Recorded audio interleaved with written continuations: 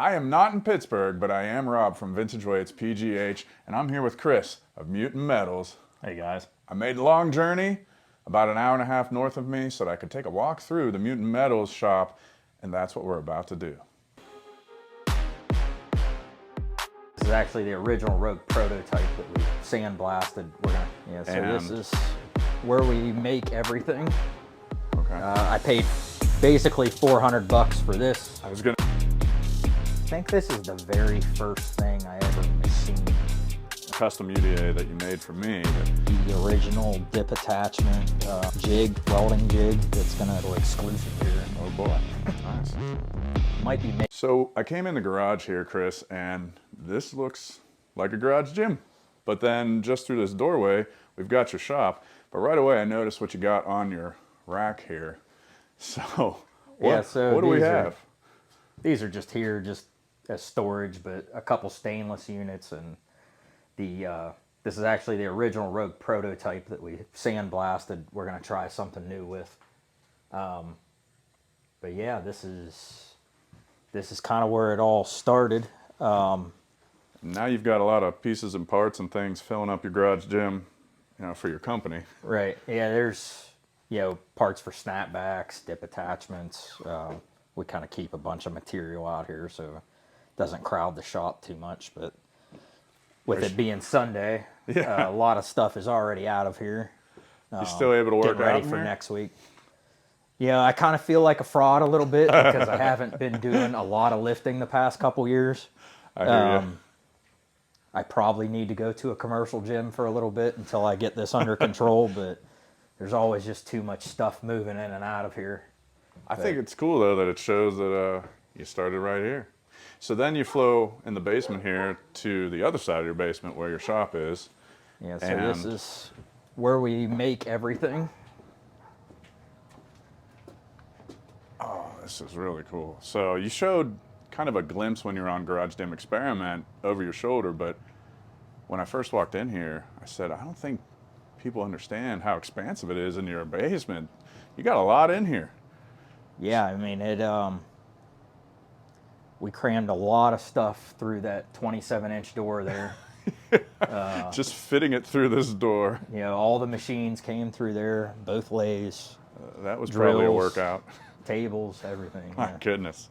So then, where did you start? What was like the first piece of equipment, things like that? The first major piece of equipment was this guy over here. Old manual lathe closing. Right now it's only used for knurling exclusively because it doesn't hold a tight enough tolerance to do any real machining on. But it started with just this machine. Okay. I paid basically $400 for this. I was gonna say, did you pick it up like on the used market? What? Yeah, my great uncle actually ended up passing away, and my cousin was selling off his stuff. So this was a lot of it. This old tiny bandsaw, more like a hobby bandsaw. You'd get Harbor Freight and then something. I think you mentioned that on Garage Gym Experiment, the I bandsaw that think you were working I showed with. That. Nice. So it was your great uncle's. That's pretty cool. Yeah, that machine. Family history. Bandsaw. And just a pancake compressor, which is still over there. We still use it. And so what's the little pancake bench grinder? And you got to speak a little more layman's terms for me here. So this guy here is just the little garage compressor that. Gotcha. That's what we used for our air for the longest time. Okay. Until ended up being able to afford to get the scroll compressor. Tried to get something larger in here, but realized it wasn't going to be practical and bailed on that. But gotcha. It's really heavy, so it's going to stay there for a while. It's just over here. What do we have? Just our upgraded bandsaw. Nice. So from that little guy to this one. Cut everything on here, all the pieces of tubing, everything for the snap, anything that's flat bar or tubing, all has to be brought in straight through that door. Wow. In 24-foot lengths, because this is the only spot in the whole shop that's long enough to do that. And then it's all cut off here and recently on Lift History podcast, my guest Nate, He's a vintage weights collector like me. He made a comparison with microgains to Andy Jackson, but then I brought you up and I said, you remind me of Andy Jackson because Andy Jackson, he worked out of his basement just like this, and you're the modern fabricator that reminds me of him. But he had Andy Jackson had like a coal chute that, you know, back in the day in older houses, they'd bring coal down for the furnace kind of thing, and the blank plates from the foundry would get slid down that coal chute. But no coal chute for you. I have a coal chute, but it is plugged up with dirt. It's plugged up. Okay. So you've got to drag all the materials back through this little door over unfortunately, here. they all have to be hand carried in, and one stick at a time. So your main two products, the UDA and then the snapback roller J cups. The UDA now is partially produced by Rogue, correct? It's right now. It's exclusively produced by Rogue. Okay, gotcha. We Exclusively actually produced by Rogue. the only UDAs we are making are just fulfilling orders that are in the queue. Gotcha. That people got in before your cutoff date.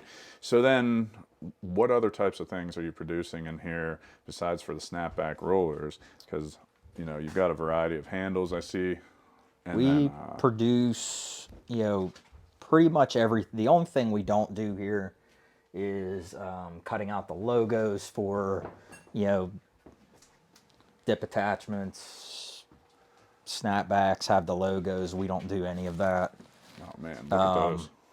The snapbacks we're talking about, if you're unaware, man, those are nice. But we basically produce everything else here. Between us and a small machine shop that I work with in Ohio, they make some components for us. But gotcha. Now while you're over handles, here, this is like your entry point. You just pulled this out before I hit record, and you were showing me this, but I think it's pretty cool. So this was like the first I think project. I think this is the very first thing I ever machined. And it's really poorly done. Wow, that's your standards now, but back then, right. you know. Yeah, I mean the knurling is not good at all, and it's not center, but it's for tempering. It's a tempering roller. Yeah, so, you know, this sucker's heavy. I don't even know. It didn't matter. How much does this weigh? Is this like 40 pounds or something? It's probably something like that. Yeah, 35, 40 pounds. So then for recovery, rehabilitation, Yeah. tempering roller. So what inspired you to do that? You got your great uncle's, machine and figured, you know what, I'm going to try this out. Right. It was mostly just messing around. There was some stuff that I wanted, couldn't really afford to, like if you got my home gym, it's all used equipment. The squat rack was one of the first projects we did, which was a copy of a Rogue Monster rack. Gotcha. And then you mentioned while we were in the garage gym too, one of the first things you put together out there, that was the reverse hyper. Yeah, we turned an old, I think it was an old body solid maybe, squat rack, and chopped it down, turned it into a reverse hyper. That's great. Does all kinds of things. I'll bring it up. I'm actually, the CEO of Body Solid is coming on Home Gym History in a couple days. Cool. And so I'll let them know. There's people out here repurposing it. Now what I'm showing on camera now is the custom UDA that you made for me that, I saw the deadline approaching and I threw my money at it right away, but then I contacted you to see if you could do something a little different. So what's different about this one than the typical? It's the standard clear grind chameleon dip attachment for 5/8 rack. We did not powder coat it. It's all raw steel, and we reached out to Belt Fed to make us some stand-in, where we would normally use UHMW. We had them make some leather pieces for us, with the idea being that it would age with the steel as everything patina's. Yeah, that was my request was, hey, can you do a bare steel so that I can just let it patina over time? I have no intention of letting go of my home gym anytime soon, so I thought this is going to be, a nice piece of equipment. And then you had the idea to contact belt fed and get these leather inserts instead of the plastic, and I loved it because it reminds me of like a vintage spin lock collar or something, Right. you know, getting the leather on there. So I'm excited. I'll be taking that home today and putting it to use tomorrow. Yeah, we figured the leather would, darken with the rest of the steel over time. Then I like to finish to the chameleon that you do. There's a lot of companies that are starting to do clear grind, It's tough. and I was just gonna say it doesn't look easy. Like, you know, this probably takes some time putting this finish on here. Yeah, and there's no real way to automate, any kind of pattern. I'm sure it can be done. There's a lot of complex geometry there. You have to have, something that's able to look at it to know where to grind and how much to take off. And Makes sense. So then, when I'm looking over the shop here, is there any piece of equipment that, you know, you want to upgrade, you want to, oh God, everything. Everything. Yeah. Like, for example, over here you mentioned the first So machine you had, and now this big guy here. But there's a big guy upstairs, a dog. What kind of dog you have? we have four, all Four? Oh my all gosh. adopted That's great. shepherds, and Oh, so I was golden right. retriever. They are big guys.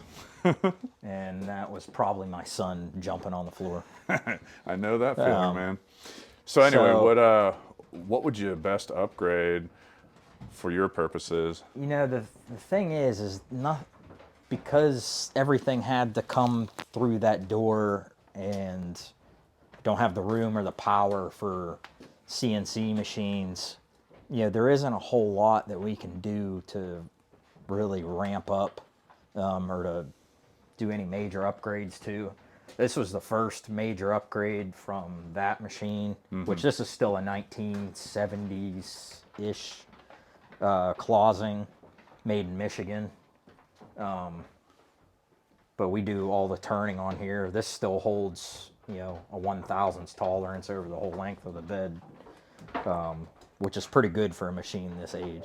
Yeah. But it had a ton of problems with it. We retrofitted the whole drive system's different because it just wasn't made to do this. It's not made to take this kind of punishment. Yeah. So we modified it to take the punishment.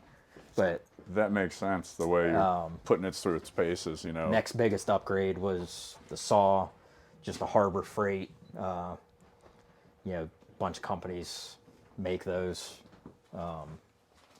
But this was a huge upgrade over the little bandsaw because it's just cut so much faster. I think realistically the only thing we could automate in this shop would be the bandsaw. They do make some smaller CNC bandsaws that Gotcha. can feed the material themselves, which might be the next thing that we do. So This is where you this is fabricate our everything. fabrication spot. I mean, this is it. This is the original dip attachment jig, welding jig that's going to come out of here that was made out of an old surface plate, which I'm sure a lot of machinists are probably grinding their teeth looking at that. Hey, But it's the, what's that saying? You know, the necessity, you know, Yeah. it's the mother of invention, right. that kind of deal. But, this is why fabrication is such a limitation of ours right now, is that the space we have is tiny. I can only move so fast myself, but, machining's obviously limited too, but Really good perspective, like the labor, because I'm sure you get asked, why does this cost so much? Or why is this, well, Why that does it gives some take so really, long, why does you it know? take so long? Oh my gosh, that gives some good perspective. That's just one right. of one the roller. rollers for a pair of, We're making the Snapback nubs now. rollers. Just adds machining time. yeah. All the various different handles, pins for the snapbacks and Yeah. for the dip attachments. It's a lot of labor. Handles, be thick handles here. That's the kind of thing I appreciate when I take home a product that someone like yourself has been working on, that like, this was intense. This was an intensive amount of labor that went into a product. And then But we hand wash, every single handle gets hand washed in the tub there, and this is kind of where we do our shipping, like our final assembly. This is actually a stainless snapback, which I quit making because they're incredibly difficult to make. The grinding takes way longer. I was just going to ask, what's the difficulty level? It's the grinding that just takes forever on them? The grinding, the fact that I didn't have a welding setup here for stainless for so long. Gotcha. Takes a way more expensive gas, way more expensive wire, which we use stainless wire for welding stainless to regular steel, but this whole thing uses special stainless wire. We fit everything to... when you order something for 3x3 standard, it's actually fit to a Rogue cut piece. Same thing with the Rep. You have a cut piece from Rogue and from Rep, so you make sure it fits. Right. Yeah, the PR 5000 uprights in the garage that we fit them to. Very cool. Like I said, a lot of the stuff is already out of here. Yeah. So we have some stuff shipping happy tomorrow. Customers will be getting these soon. But, yeah. Very cool. And then I'll put my UDA in the passenger seat. It'll get the spot of honor on the drive home. This is actually the only automation in the shop is over here. And it's running right now. You might be able to see a view through there, but... We'll take a look. Yeah. It's the 3D printer that makes all of our knobs. So inside of there's a knob being made? It's making these right now. Okay. And then we just press a nut inside of that. So that's the most high-tech part of Mutant Metals here. The most high-tech thing in here. And this is just a grow tent. Okay. That's funny. But I mean, I guess 3D printer enclosures. Very cool.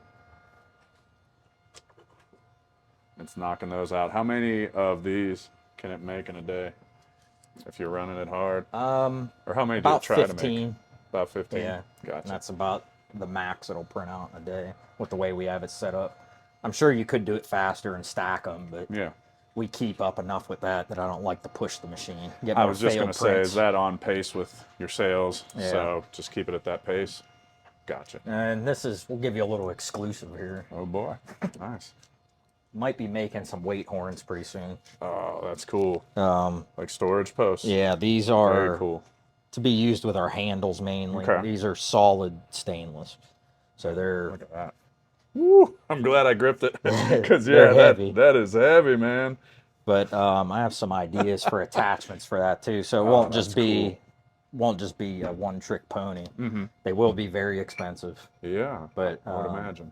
Weight post with some speed bolts might be coming soon. Gotcha.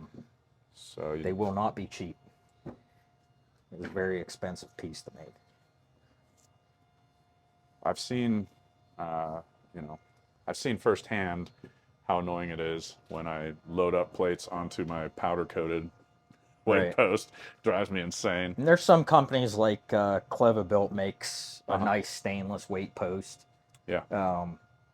This is just the last one you'll ever have to buy. It's a good way to phrase it. Yeah. It's solid stainless, very heavy. Yeah. It surprised me how heavy it was. Well, you've got a lot in this basement, Chris. Thanks so much for showing me around. I feel like I learned a little bit about the process, and viewers, I hope you did too. If you want to learn more about Mutant Metals and learn more about Chris and how he learned to do all of this, because that's my big question I have now, seeing it all, check out Lift History Podcast. It's on the same YouTube channel, Vintage Weights PGH, or you can find Lift History Podcast anywhere you find podcasts. Thanks for showing me around. Yeah, thanks for watching us. All right.